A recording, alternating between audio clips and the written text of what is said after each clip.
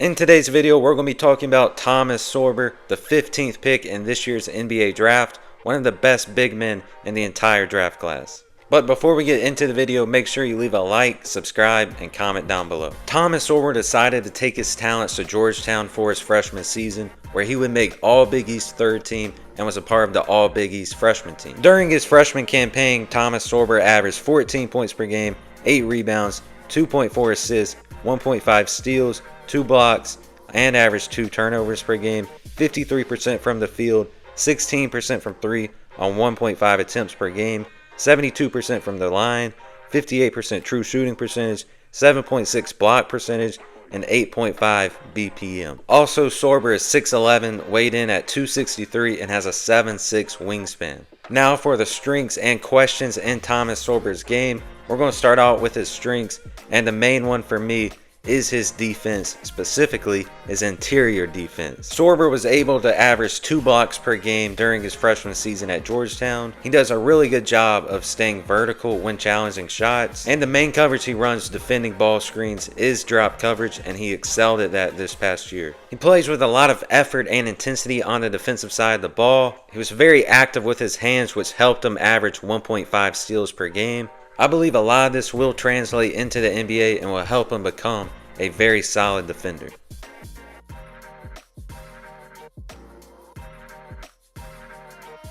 Jones, ball sticking a bit. Jones on the drive. Sorber again. Another block. Had a nice game. Providence coming off their bye week and did a run for the Hornets. Now for the next strength in Thomas Sorber's game, and that is his ability to finish at the rim. He has very good touch when finishing around the rim. Also, he can seal defenders off and is able to have a really good low post game, which helps him a lot. I know people will complain and say his percentages at the rim weren't as good as you would hope for, but I think a lot of that will help with the NBA spacing in pick and roll scenarios when he's rolling to the basket and trying to finish. He's also able to use his strength and long arms when finishing around the basket against other bigs. He can also take advantage of a mismatch down low and punish the smaller defender. All of these things should help him when finishing at the rim with more space in the NBA. See how many touches Sorber gets here. Going up against the rim, say goes! Fifth in all of college basketball. Nice pass. Great pass from Peavy and the biggest run. Nice pass. They Played away. I love to see him put some pressure on the rim. Sorber, the afternoon. Slip pass, Sorber. Hard jump stop. The next strength in Thomas Sorber's game is his passing ability. He was able to make really good passes out of the post to the open man. Also was a playmaking threat when at the top of the key. I know his assist to turnover ratio wasn't good, but his ability to show the flashes and show the potential of growth was very, very enticing. I think he can be a really good passer out of the short roll and pick and roll scenarios. He made a ton of slick passes this past year at Georgetown, which definitely helped his position in the draft. A lot of quad one wins. There aren't a lot in this. Led by 7 at halftime in that game against Marquette, but outscored by 16 in the second half. More points for Providence. Peavy. The next whistle.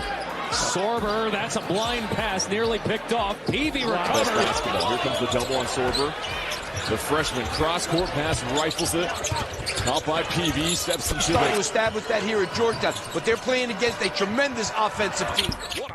Now for the questions in Thomas Sorber's game. The first one that comes to mind is his shooting ability. He only shot 16% from 3 this past year at Georgetown. Now that was only on 1.5 attempts per game, but it's definitely an area where you would like to see a lot of improvement.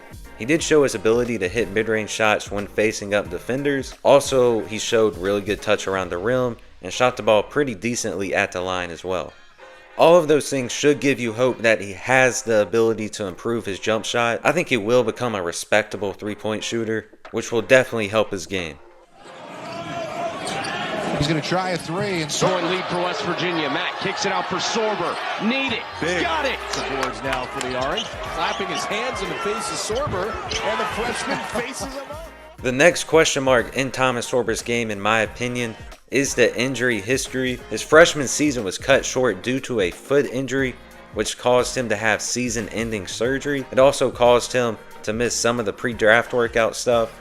I think we all know the history with big men and having foot injuries is not good. But it does sound like that this one isn't going to be really affecting him long term, but it's definitely something to monitor. Now for the player comps for Thomas Sorber. The first guy that comes to mind is Isaiah Hartenstein. I know he got drafted by the Thunder, but I think we all know that the goal for Thomas Sorber would be to replace Isaiah Hartenstein. They do a lot of the same stuff well. They have a lot of similarities in their game due to their physicality, but also the nice soft touch around the rim as well. And you hope Thomas Sorber can continue to grow in his passing ability.